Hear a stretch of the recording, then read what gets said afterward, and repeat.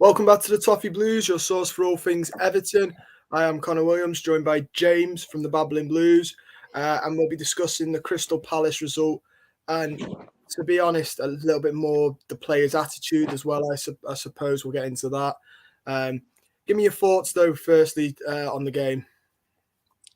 Yeah, well, we started off fine, pretty well actually. Well, probably the best we started the game, if not if not this season, probably at least under Lampard, along with the Leeds game.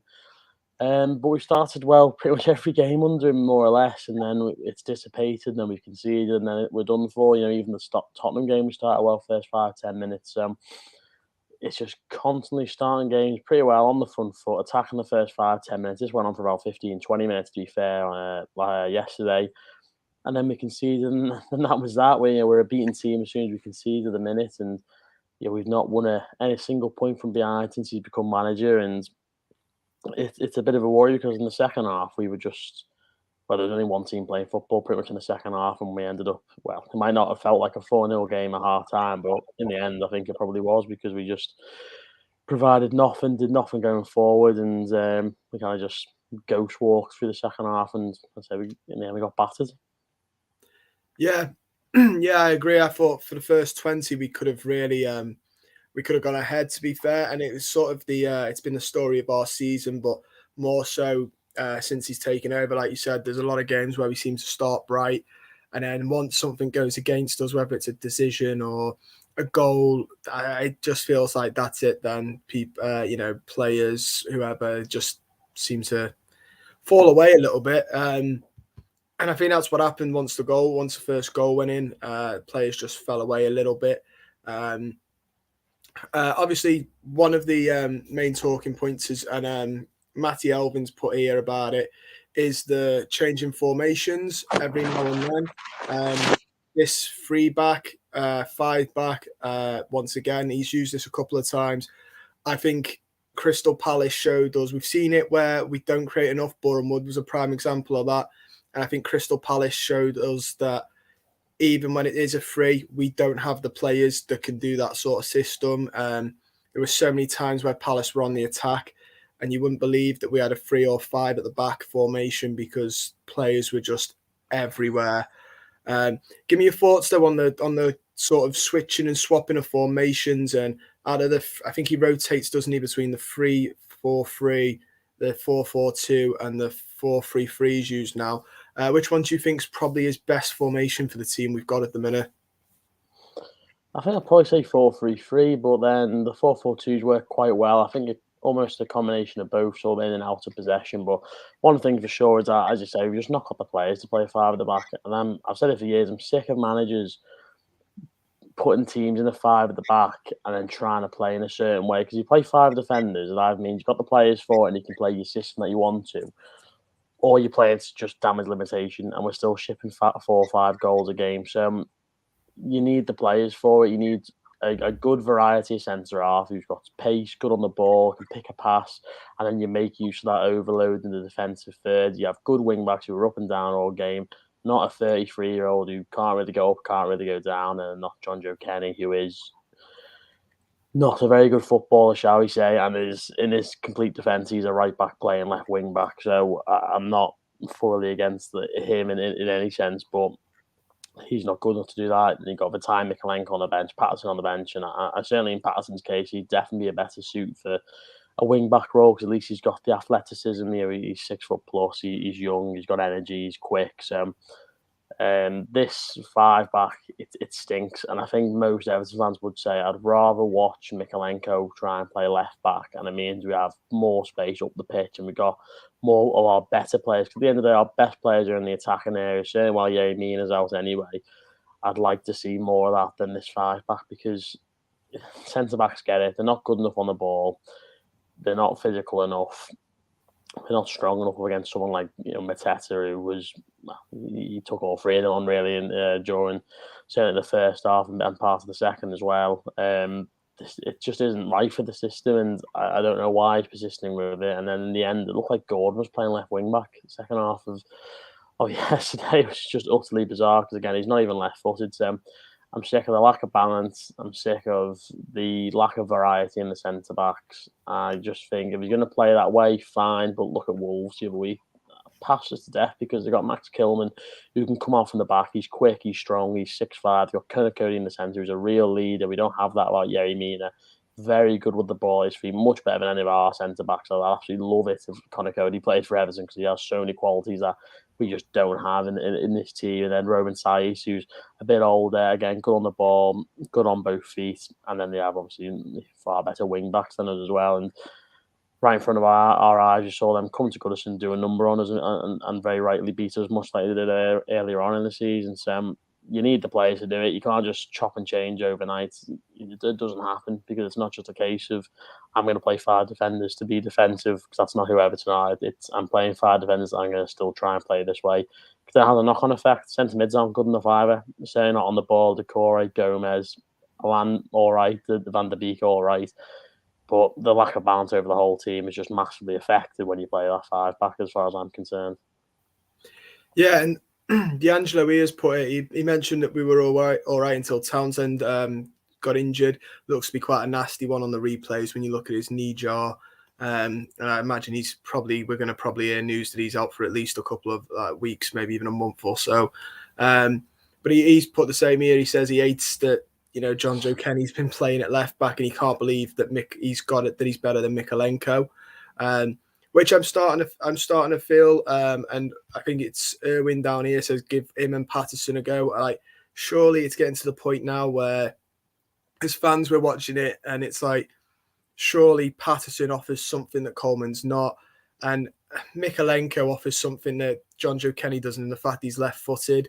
There's a couple of times where I've seen it on stuff like SofaScore where you use your average positions, and that whole 5 where John Joe Kenny plays is just so wide open because he's inverted and he can't use his left foot. It leaves acres of space, and it also begs the question: if Patterson and Mikalenko aren't ready, what were we doing in January getting them? When you could argue we need players now to come in and make an impact. Well, exactly. Yeah, it beggars belief that it appears to be the last money we had in the pot. We pissed it away on Mikalenko, who only 22, so he's not ridiculously young, but obviously he's still very much young enough to improve and stuff like that. And I'm certainly not digging him out, and he's obviously got much bigger issues in football right now. But if it was down to those issues, you wouldn't be in squads like Yarmolenko wasn't at West Ham, for example. He wouldn't be involved if it was for that reason.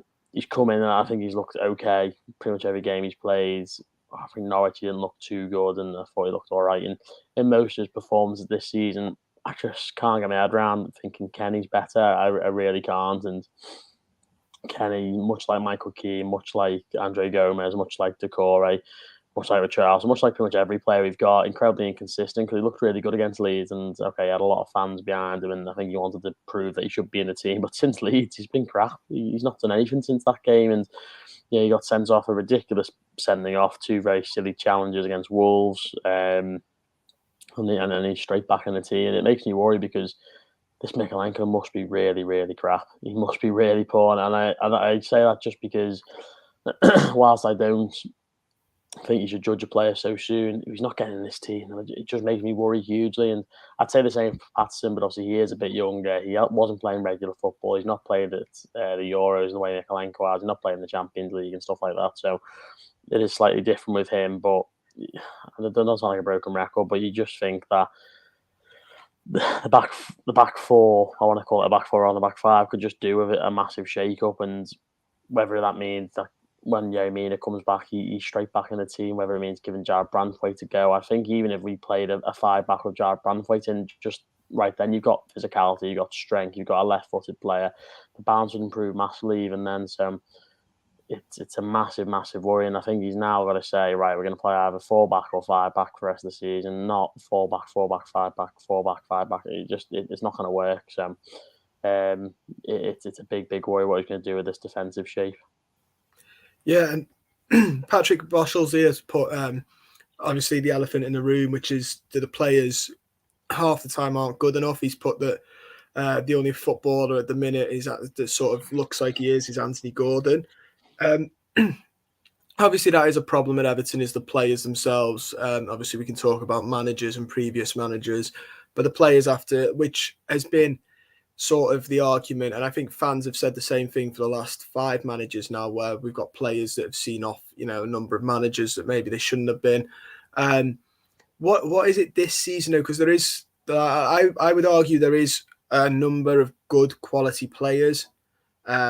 Certainly good enough that we shouldn't be where we are in the league. We shouldn't be having the season we are.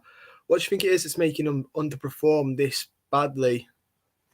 I think mainly it's confidence. I think, I do believe if we had a couple of back-to-back games at Goodison and we picked up a couple of wins, you'd see these players change. But obviously, other than Ancelotti behind closed doors, these players couldn't play away from home for a very long time. These players for a very, very long time couldn't come from behind to win a game of football.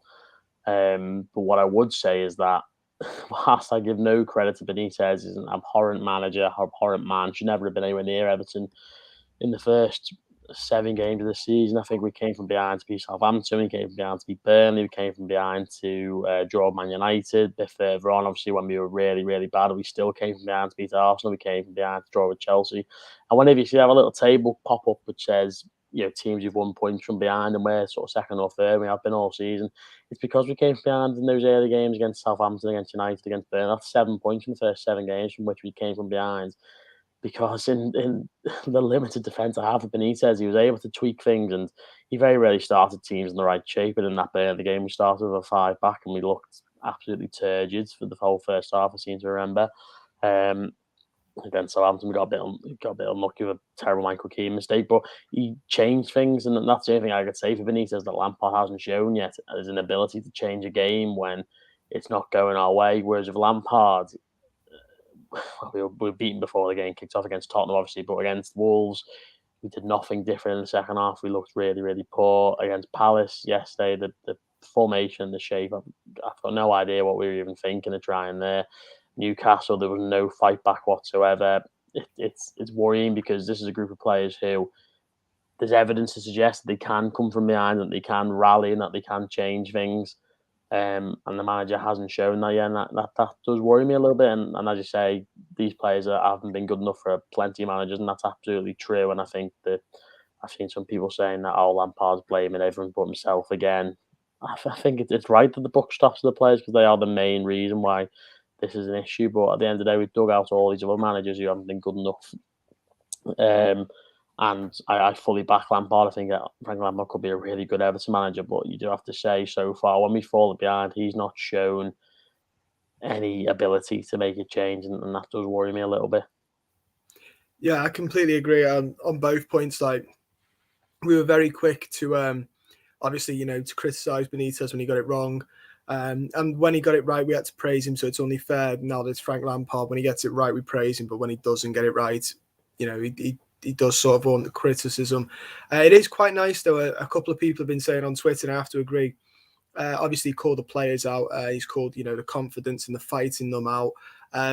It's nice to see a manager sort of say what a lot of the fans, obviously a little bit politer than what I imagine most of the fans would say to the players, but it's nice and refreshing, isn't it, to have a manager and he's calling officials out as well. He seems to, as well as a lot of people are saying he's very eloquent, but he also isn't afraid to sort of say what needs to be said. Yeah, definitely. And we said sort of similar when Ancelotti came in. I remember James Coleman saying it wasn't going to stand for this manager, and obviously ultimately it did stand, because again, these players hid and they weren't good enough last season. We came 10th. I think the problem with Lampard is he took over a team that was just in the doldrums, no confidence. And I think you'd have to say he has instilled some of that, and the wins against Leeds and Brentford and the way he played in those games in particular, we were never going to get that under Rafa Benitez, and it was never going to create the buzz that it did and all that. But just these players have just got a great ability of not showing any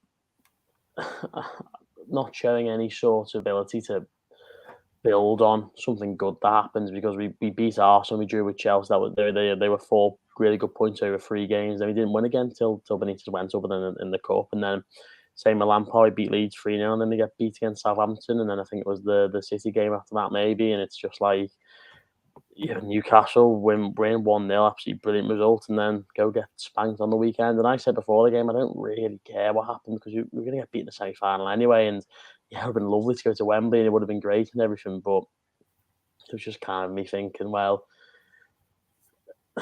it's just as long as we don't get battered. And then we went and happened, and the performance after the first 20 minutes was woeful. And I was saying at half time, I feel bad for the manager because the team played well here and they just haven't finished the chances. You haven't got that little tiny bit of quality that you need to make it all count. But then after that, he's got to react better. And I think he has got to look at himself a little bit now and say, well, we were 2-0 down there, and I've done absolutely nothing to try and change that or to fix that because we looked far, far worse in the second half. So, no matter what happens in a football club, the players aren't going to be solely to blame, but nor is the manager. So, as much as I dislike these players, they're going to be the ones that get us out of it, along with the fans. Because even though we keep saying it, not every game's going to be at Goodison, and they have to get at least 3 points on the road at some point, you'd think. And the games against Burnley and Watford, they absolutely terrify me, to be honest. So, we'll have to see what happens. But yeah, I do appreciate what Lampard's saying, and I do think it's good to see a manager sort of sticking up for the club and for himself, and not just letting the players hide. But there's nothing we can do about these players. He's going to be here till the end of the season, and then even then next season, plenty of them are still going to remain, you'd imagine. So someone's got to give. Yeah, and it's interesting. Obviously, you said about about the cup. I was the same as sort of like whatever happens. Like it's pretty obvious the league is probably where our attention should be solely based right now. So I was sort of like, whatever happens, it's the league I'm more fussed about. But after watching the game, I was sort of like even though I said I wasn't fussed before it, it's not so much the result in terms of a loss. It's like you said, it's how we lost. It's the lack of fight in the second half, and it just made me think like. And I saw a couple of people who were, reaction on Twitter, and I was like, do you know what? I sort of get it though, because if that's the fight they're going to bring in the second half, we've got a really tough fight ahead of us. And if that's sort of the blasé attitude that they're going to have, we're going to get, really taken advantage of by the likes of, like you said, Burnley, Watford, who are around us. It's, ours to sort of lose, sort of, fall on our own sword type thing.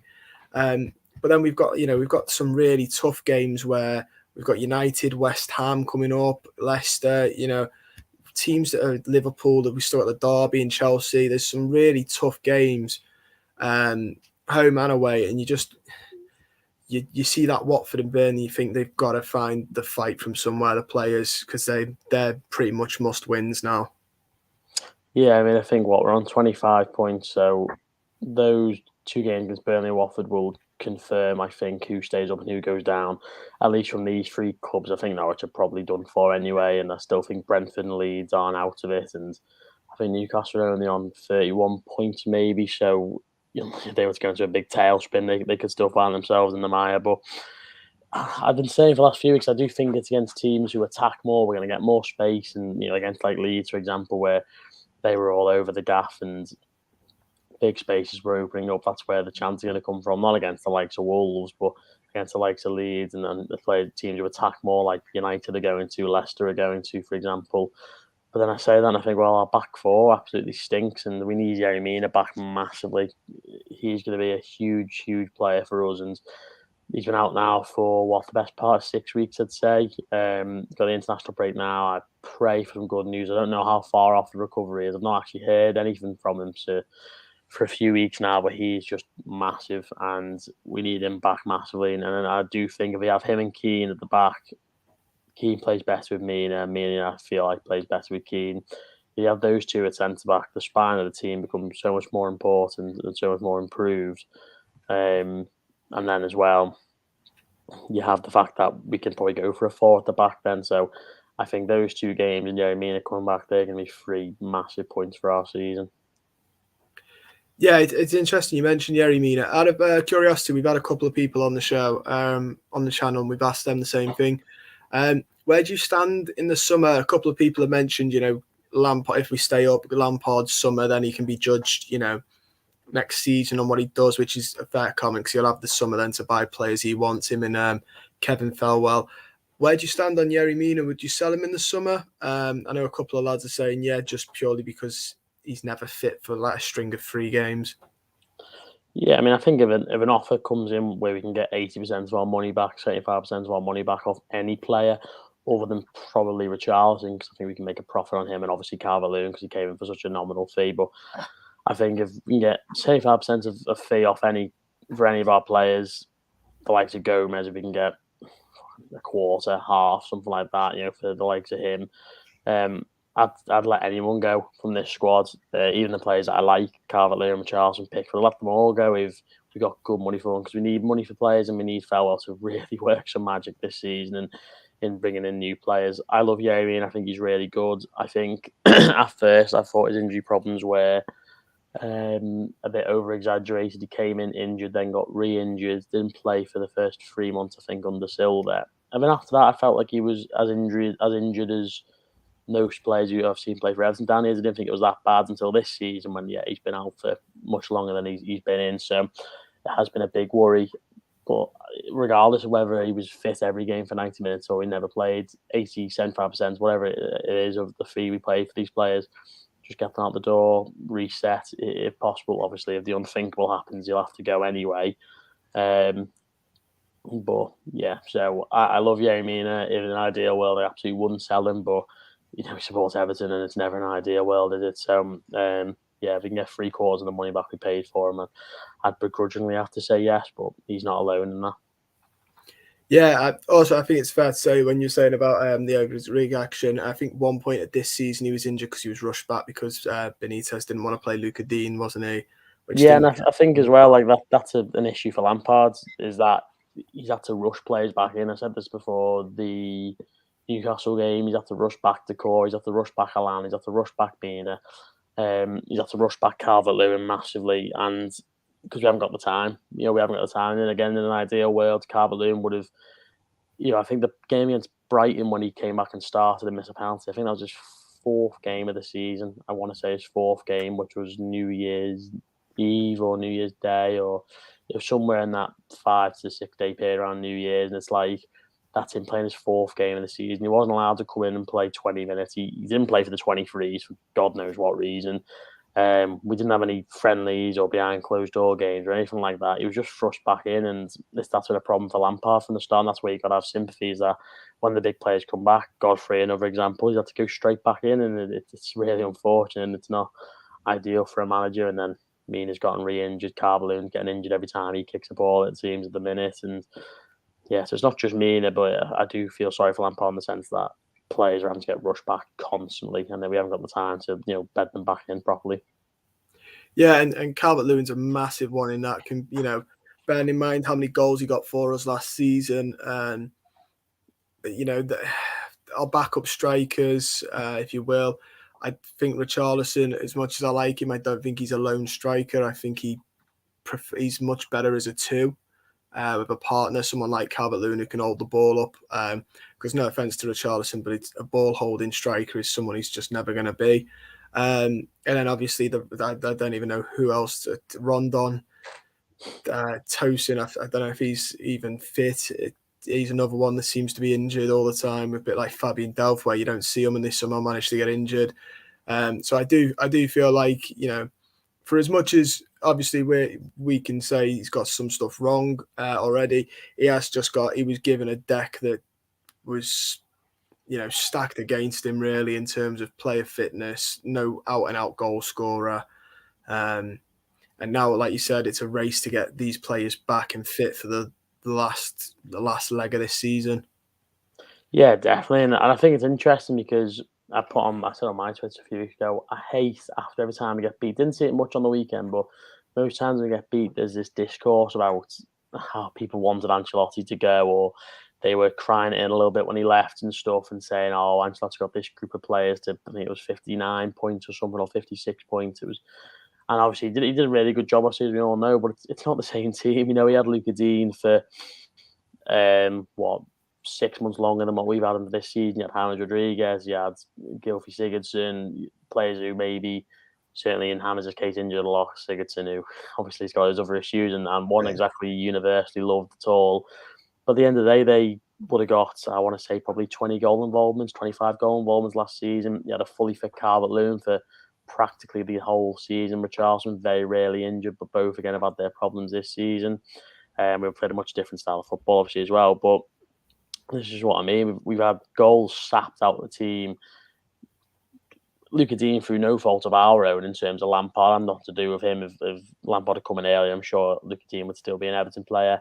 James, again, nothing to do with Lampard. And personally, in my own opinion, I don't think we'll ever know the truth. I think he would have gone anyway, regardless of Benitez or whoever else, because I just think once Ancelotti was gone, he should have signed Luis Diaz. He should have gone to Porto, but obviously it didn't happen. And funny how things work in football. And then obviously Sigurdsson, nothing to do with anyone, is it? So this is kind of what I mean when I just think he didn't have the same team. He had a much better team, and if we had those three players plus Calvert-Lewin fit for practically the whole season, plus Richarlison fit for practically the whole season, I think we would be at least 6, 7, 8 points better off just through the fact that there'd be more goals in this team. And I want to believe that once Lampard has a fully fit squad, this team will be quite functional under him, plus 1 or 2 players in the summer. That's got to be all you got to look towards. But obviously, where we're at now, we're a far cry from where we want to be, obviously, and I'm sure Lampard knows that, obviously. So, yeah, and it's really interesting that you mentioned obviously those 3 players because they are. As much as I've just mentioned Calvert-Lewin and we're missing a goal scorer, we're missing a creative outlet in this team. More so the part that obviously we've signed 2 in January in Van der Beek on loan, who, from what I've seen, he could be. Obviously, people are saying we play him a bit deep, and he was a number 10 at Ajax as such. I think under the right system, maybe he could be that creative playmaker that we're after. Obviously, we signed Dele Alli. I wasn't convinced at the time, and I'm not convinced. I don't want to write him off, but I'm not convinced that was the right signing to make. At all, really. I think there were other positions we needed, and I don't think Dele Alli suits any of the systems Lampard's been sticking out at the minute, which makes me really curious on why we even took the punt. But he's another creative player who could end up coming good. I think it's just a matter of fitting him in. But I'd say this summer, obviously, there's the defensive midfielders are on people's wish list, centre backs. I'd say a player who can just thread a pass. I was watching, obviously, the Palace game. I think every now and then I just thought we just need a player who's able to thread a pass to the, to the likes of Gordon, to the likes of Richarlison, and I ideally would be good at set pieces, aka corners and free kicks, because we've lost all our threat from them, in my opinion. Yeah, well, when Yerry Mina or Michael Keane don't play, no one's winning a header. I said against Wolves, every time we got a corner, we were never winning it because Wolves were just far too good defensively, and the fact that we got the likes of Michael Kilman back there is absolutely massive. It was just never going to happen. Same with Dan Burn on Thursday night. But yeah, I think I was excited by Dele Alli because I thought we could reinvigorate him, and obviously I think everyone was feeling quite bullish at the time because Lampard became everyone's kind of number 1 choice mainly, and I've been really worried by Dele Alli's start. I have to say that one good ball against Leeds, called over nice little touches and stuff, but he's done nothing so far. And you do just think surely at some point the penny's got to drop with him, and he's going to have to return to where he was. Otherwise, I've seen people saying he's going to be retired in a few years, and it really wouldn't surprise me the way he's going. And he's just not started well at all at Everton. But I think we just need creativity in this team, and whether it is trying to build a team around Dele Alli and having him in that sort of shadow striker role where it worked so well at Tottenham, and we can just get something out of him because he could be massive in this run, and you forget he even plays for us. But again, this is where else I have sympathy for Lampard. We signed Anwar El-Ghazi on loan for absolutely no reason other than to do Keir Trabzon a favour, and then it meant we couldn't sign another player on loan from the Premier League, and we then went abroad, and apparently we looked for, I think it was Diallo, wasn't it, centre-back at Paris Saint-Germain, we couldn't get. And you just think if Lampard had come in quicker, if El Ghazi hadn't come in, we'd have had a greater field of player to look for. That's just what we needed massively. We could have got that centre-back in, which we so desperately need, and it didn't happen. You talk about Palace, they signed Michael Elise and Everest Eze for the Championship for 28, 29 million quid, Mark Gahey for 20 million. Who played in the Championship last season for Swansea. It's a market we've just not shopped in at all. I think Ben Godfrey came in, obviously having been a Premier League player relegated to the Championship, but kicked the ball maybe in anger for Norwich at the start of that season. But it's just a market we never shop in, and that's what I'm desperate for Kevin Fowler to get right as a look into that market, because I don't know if you watched Forest last night, but they were really good against Liverpool, and the likes of Joe Worrell, who apparently have gone to scout, and Ryan Yates, and it's a market we just have to start looking into, is that Championship market, because teams around us are overpassing us with the likes of Michael Elise and Abareshi Eze and Mark Gahey, and it's just it's not good enough from an Everton perspective, and we need to stop going for the players who are at the big clubs. We need to go for the players who are in the Championship, who we're going to give an improved wage to, who we're going to be a destination where you're going to want to come, play well for a few years, and move on for thrice what we paid for you. That's kind of what it's got to be now at Everton, and there's holes all over the squad. And funny, we're talking about centre mids. There's one who's playing really well in Russia at the minute, who won man of the match last night for CSKA Moscow, and they were 4-0 up after about 25 minutes. So, it's good. It's classic Everton, but it's just a massive hope now that we can stabilise it, and then we can look towards the summer and get rid of the likes of Toshin and Fabian Delph and all these other lads who are guzzling wages out to us, and finally have a fresh start. But there's a hell of a lot of work to go on in the meantime, isn't there? Yeah, and it's funny you mentioned that centre mid. I was when I saw it the other day, I was thinking, that's just so Everton. Like, couldn't stay fit for the whole time. Goes to CSKA Moscow, gets the ball running, wins man of the match. It just, and ironically, he'd probably get in the team now. Alan looks absolutely legless sometimes because of the amount of games we play. I think that's the only good, if you're going to pick silver linings out of a bad red card decision, is that Alan will probably get a much needed rest. But yeah, John's just put here from the Toffee Blues, from the Toffee Blues account, Digne, Rodriguez and Sigurdsson in 2021 had 31 goal involvements. So straight away ripped out the side. Yeah, there we are, exactly. And Sigurdsson, no fault of anyone else's. I wouldn't say Hammers was any fault of anyone else's, because Ancelotti left, and then Dean appears to be all on Rafa Benitez or all on him. Again, we'll probably never know the answer. But yeah, we just didn't. Well, I say we didn't replace that. We couldn't replace that, really, could we? Gray's come in, he's probably got maybe, I'd say, 7 or 8 goal involvements, maybe, and Townsend probably about the same. So it's been not replaced. There's been players who've come in and done a little bit, but it's not just the involvement in the goals. It's when players don't get the statistics of the goals that play massive part in it and stuff. So there's massive issues there. Yeah, and one other one, while we're on about players that are still, Everton players but are away, Erwin's put here, and Nkunku would probably get a couple of minutes, get loads of minutes, but I'd have to think that sort of rings the same sort of bell as sending a more defensive minded centre mid on loan when we've only got 2 at the club, one in Delph, one in Allen, and one's unreliable injury wise. Sending another left back out on loan when we've only got one natural left-footed left back at the club. Again, blows my mind. And Nkunku is very much, from what I've seen when he played for us, I liked him going forward. I thought defensively he was a bit naive, I'm going to say, because he's a young lad.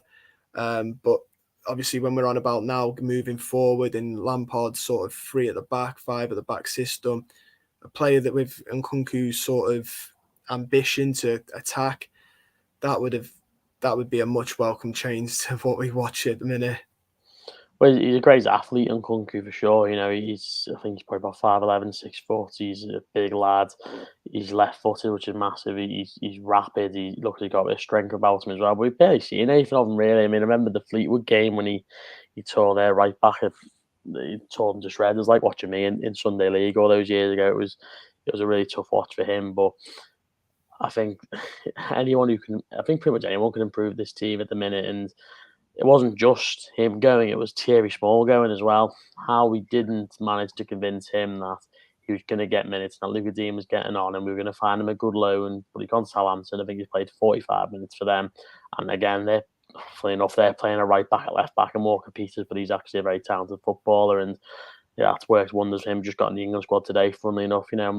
Why John Joe Kenny's never going to get in the England squad playing as a left back, no mind a right back. So it's just massive issues to say. And Nkunku, yeah, I'd love to see him involved in the squad next season, because we bought him for peanuts, and it'd be great to develop a player like that. But our track record hums, doesn't it? So I wouldn't be surprised that didn't happen. Yeah, I completely agree, mate. Pokey Jedi is put one, and I saw him getting a bit of stick before from a pundit. I can't remember who the pundit was It was now, but Stephen Warnock. Stephen Warnock, yeah. Yeah, absolutely Uh, silly. but he's put, is he really that good? Begovic was all right against Newcastle, but he says I remember the Villa game where he conceded 3. But yeah, I I've got a mate who's an Arsenal fan, and all I hear is Ramsdale for England, Pickford's rubbish.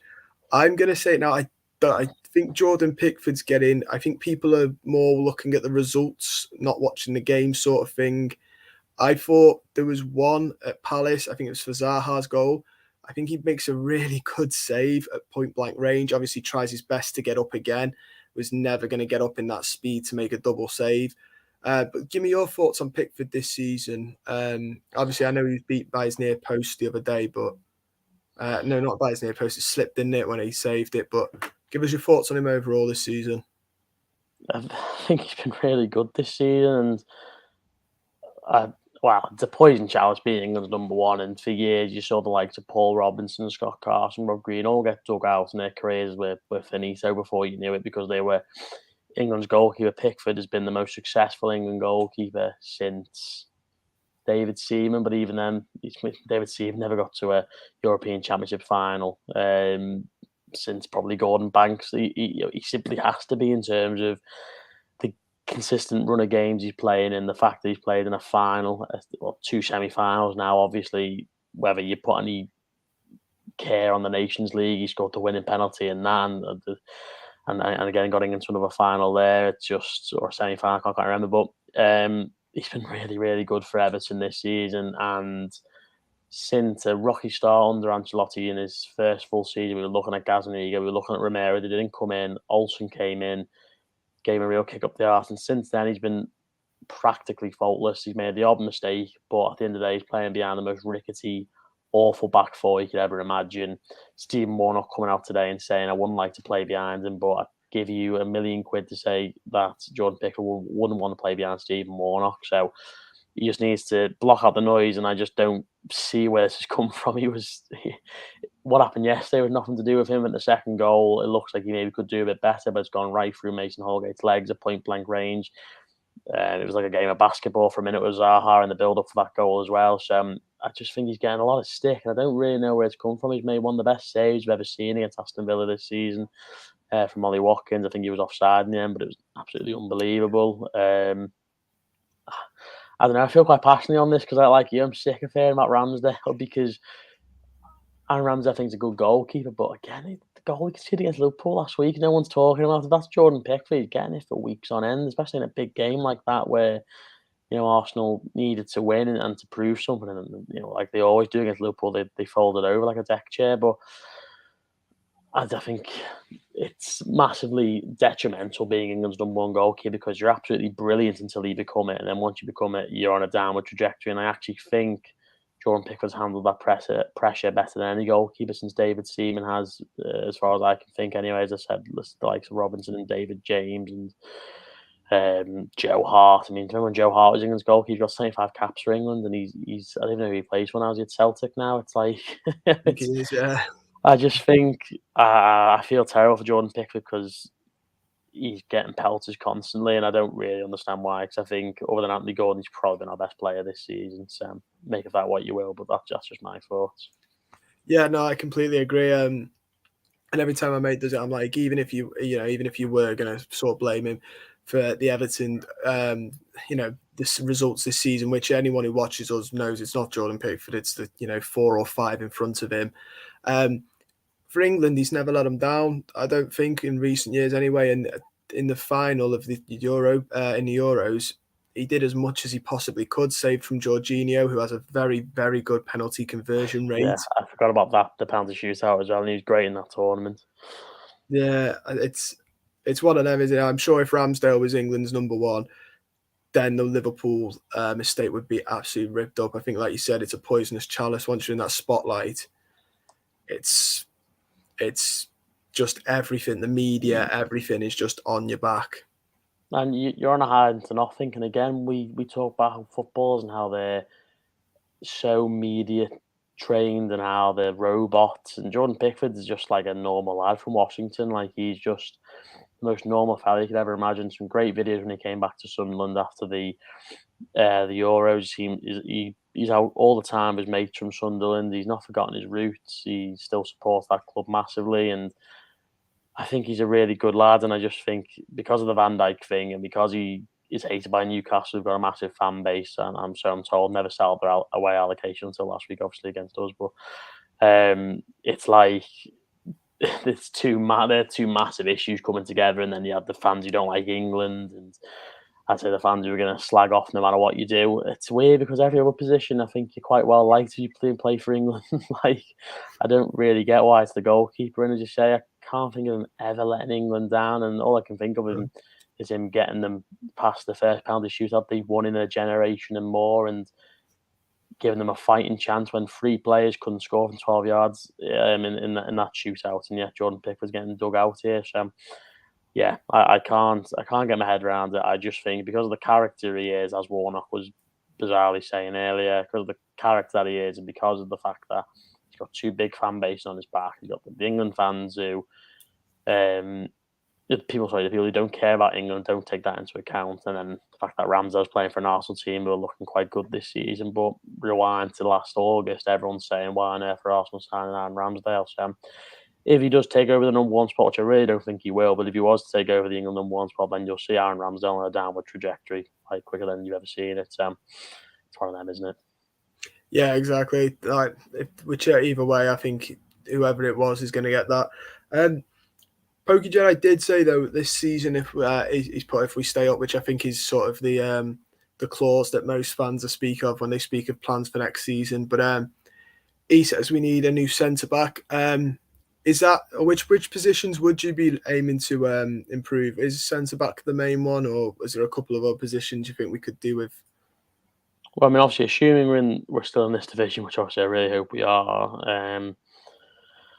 It's so hard to say because I don't know what the right back situation is going to be like. Because if he's going to say, "Look, Patterson, you've earned your chance now. Let's give him a go." If he can say the same to Mikalenko, then those positions are going to be fine. If Nkunku comes back, then good. If Kenny signs a new deal, then fullbacks are probably okay. We need a centre back, definitely, no doubt about that.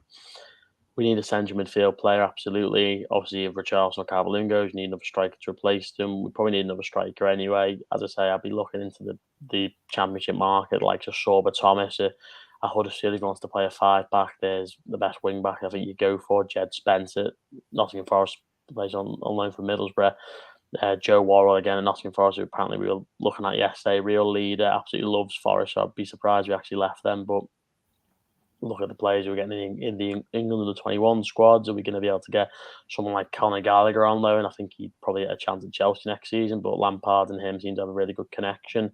There's loads of great options for us, and I just think with this new lad in charge, you've got to give him massive faith that he can really scout potentially good players for us, get some younger players in, and yeah, I think central mid, central defense, central midfield, and probably a striker, a whole new spine is what I think Everton are desperate for. Yeah, I agree, mate. I think obviously, I believe the shackles of FFP are sort of off us next summer. So this summer, so if we do stay in, that means you can expect us to, well, depending on all the rumours of ownership and stuff like that. But if it's if it's anything like we've had the last couple of summers, I expect we'd be splashing the cash a little bit. There were rumours as well that Gallagher, Brozier from Southampton, and I believe it might have been Livramento were heavily linked with us. It was a couple of the Chelsea lads that were on loan or a different player. There were about three of them that were, they've had good seasons linked with us. Obviously, Frank Lampard sort of helps that, but I think a journalist, I think it was The Athletic or something, said I wouldn't be surprised if at least one of them comes to Everton. And I'd take any of the three I've just named, especially Conor Gallagher. I'm hoping sort of because he's from Chelsea, English centre midfielder. Frank Lampard, of an age where Frank Lampard was probably, I think he's similar age to us, sort of just a bit younger, whereas Frank Lampard is the best English centre mid, in my opinion, growing up. So I'm hoping that sort of spurs him a little bit, that big draw that he has. A couple of other people here have mentioned, I don't know what you think about Ruben Loftus-Cheek, who sort of has fallen out of favour at Chelsea, sort of falls in and out of favour quite a bit. Yeah, I like Ruben Loftus-Cheek. I like big physical players who've got skill and, big tall lads, long legs. I think he's 6'3", and I think he's a really good footballer. I think the thing for me is just looking into that loan market, trying to tap into what Cobham are doing over at Chelsea, because it's just an endless treadmill of players just churning in and out constantly over there, and the likes of Brozier and Livramento. We should have got Livramento last summer. Brozier, we should have been all over him as well. He's absolutely brilliant over in Holland, and he's been a really good start in England. I think he looks great. Played really well against us, from what I recall. I think there's great options coming out of there. I say for me, I think just the Championship, that'd be the biggest one for me. Look at the teams who are in and around the playoffs. If you look at someone like Huddersfield, again, I already mentioned Sorba Thomas. If you look at someone like Lewis O'Brien in centre mid as well, he's been really, really good for them this year. And it's just such a good market, and we just don't ever tap into it. I think Villarreal won their quarter-final game against Juventus 3-0, and Arnaud Danjuma scored, who was tearing off a Bournemouth last season. There are genuine Champions League quality players playing in the Championship, and they need a step up to then go to that level. Sometimes they can jump straight there. Someone like Diogo Jota was at Wolves, and obviously he's now doing really well at Liverpool, and it's a market we just need to tap into. So, Ruben Loftus-Cheek, though, I think he's a good player, and I do like him, and it'd be interesting to see if we could maybe look at someone of his profile at the very least in the summer. Yeah, and I think with Thelwell as sort of in charge now, it sort of gives us that, I'm going to say optimism. Again, it's that sort of clause of if we stay, little asterisks of if we stay up, which we do as well. But it seems to be, the strategic review, the sort of having Lampard bring in a lot of his backroom staff who were very good. Thelwell as well, a bit of a different director of football. Did well at Wolves. Obviously, I think he gets a bit of a discredit at Wolves because obviously there's the Mendes link. So people sort of, go, was it him or was it the fact that they're in with a super agent? Which I think is a little bit tough because apparently Diogo Jota was more him. He was one that he identified, who now is, doing really well at Liverpool, like you said. So I think it's one of those. It's that uncertain optimism that, to be fair, as Everton fans, we fell into before, but I'm hoping, like you said, he'll look at the Championship. There's a lot of good players down there, and it's somewhere like you said, we haven't looked since David Moyes was at Everton. It's a league we sort of have ignored now. Well, yeah, exactly, and I can't. It's a market we love tapping into at Wolves, and not Wolves, sorry. Under Moyes, it was a market we really enjoyed shopping in, and if not actually buying players, at least scouting from that division. And they're low risk, they're high rewards, and it's just something I'd be all over, even in the lower tier clubs in the Championship, like Derby. They've got some great players like Luke Planger, I think, on loan from Palace, and Christian Bielik, and you can go higher up the league, and there's so many good players there. Michael Olise came from Reading, who again were sort of outside the playoffs last season. Eze came from a mid-table QPR team. James Maddison from a mid-table Norwich team. There's obviously, you go to most teams in the Premier League and they've got at least one good player they sign from the Championship, and Everton really need to start building on that because, as I say, clubs are bypassing us, and it's not going to be a market of such fertile ground forever, I don't think. So make hay while the sun shines and really look into that as well. That'll be my strategy anyway if I was at Everton. Yeah, and I'm going to say as well, I think the quality of the Championship has improved massively as well.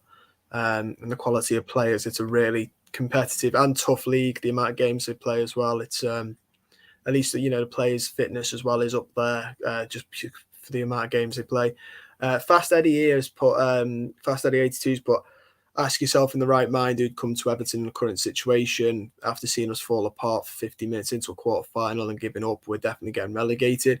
But I mean, personally, I think if we stay, if we've both said if we stay up, because that's obviously the big one. But there'll be a lot of good Championship players that won't come up this season who would snap their hand off, whether it's us or someone else down the bottom of the table. They'd snap their hand off just to play in the Premier League, I imagine.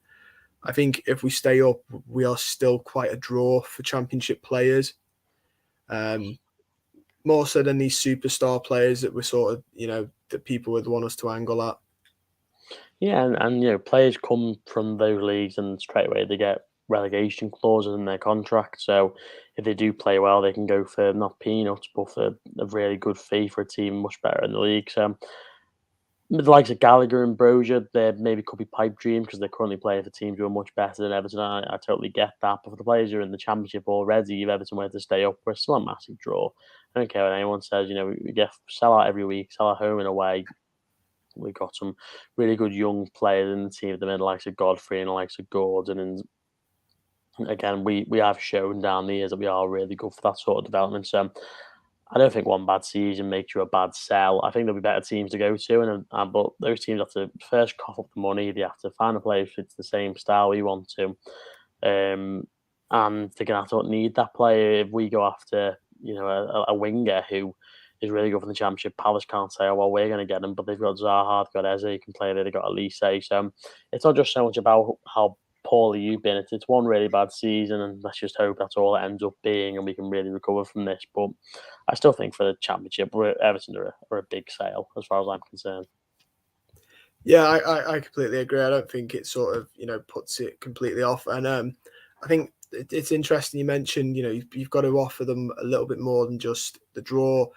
Spence has been linked with a couple of teams already. Apparently, I mean this is coming from the recesses of the media, but apparently one is Liverpool. I don't know if that's just because he played against them the other night. But he's another example. Does he get in ahead of Trent Alexander-Arnold? No. Does he get in ahead of Seamus Coleman, and would he likely play a lot of games for us though? Yeah. He might not necessarily mean a lot to him, but it might also do it. A lot of players would still prefer to, if they're going to come up, prefer to get game time, especially at their age. You don't want to come up and then sit on the bench getting just cup games for the next 2 years when this is, the point where you're going to grow as a player more than any. Yeah, exactly. And as you saw with Jamal Lewis, who meant to go to Liverpool a few years ago, they wanted 22 million or something off Liverpool and then sold him for 12 million to Newcastle because you go to the bigger clubs and they don't want to cough up that money. They can go buy any player in the world. So they're not going to lose sleep over Middlesbrough saying we want 25 million for Jed Spence, whereas they know they let him go to a Newcastle or a Palace for 15 million. So again, there's loads of different drawbacks and stuff. Obviously, you wouldn't play every game you went to a much better club, but again, it's you hear a lot about these players, and it's when they speak to a manager that's a big thing. I think Donny van der Beek mentioned it massively when he spoke to Frank Lampard. He knew Everton was where he wanted to go, and it's a massively big deal for a player. I think when the manager they get really convinced by them. But obviously, there's some other good managers in the league like Vieira and Hasenhüttl and players and Graham Potter, managers who are mid-table in the Premier League now. They have big draw because of the way they play, the way they speak, the way football's going. It's very different to what it was 10, 15 years ago, the way the Championship is, the way it was at a time and home and clubs are coming up with average age squads of 28, 29 because they're filled with old players who've been there and done it before. So the market's changing massively, and as I say, I still think Everton, much like all other Premier League teams, are a really good sale. So it can come down to something as finicky as, have they got mates in the squad already? Have they going on better bonuses? Are they going to be in a position where they're going to play more games, different positions, whatever it might be? There's going to be loads of different things. So there's something going to be really interesting, providing we stay up. Yeah, I completely agree, mate. I think Dele Alli mentioned it as well, didn't he? He said he was holding out to see who the Everton manager was because he was sort of leaving. And held out, and then obviously Frank Lampard got it, and then Dele Alli came swiftly in afterwards. So I think it does matter, and the likes of Conor Gallagher, I'm certain would pick Frank Lampard over a lot of people. Obviously, moving on, we've got West Ham in the league. Obviously, after the 2 weeks, which the international break, which I think comes at a good time, gives players maybe a chance to come back from injury. Certain players to get up to full fitness. Are you confident for West Ham? It's hard to say. I think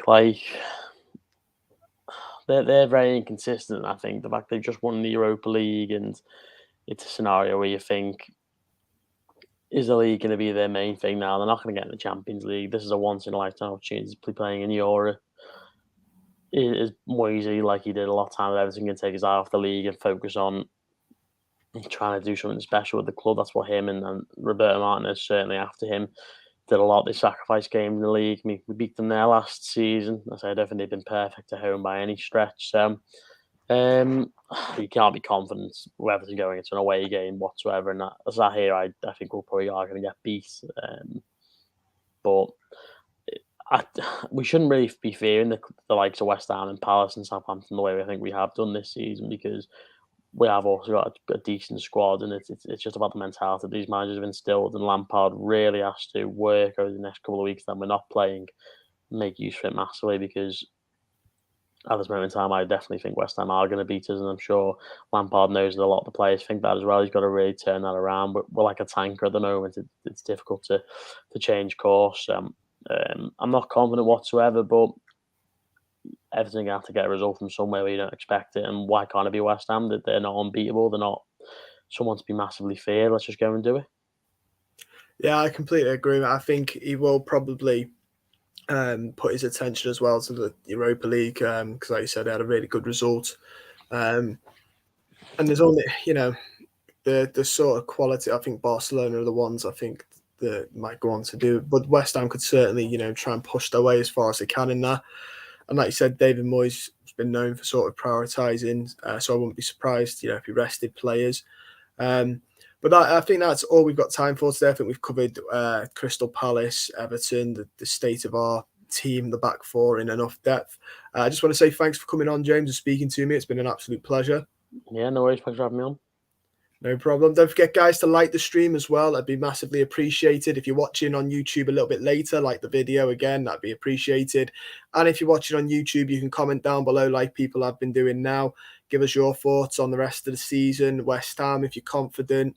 And subscribe to the channel if you're not already. You can also check out James's Babbling Blues. The link will be in the description down below. And stay safe, guys.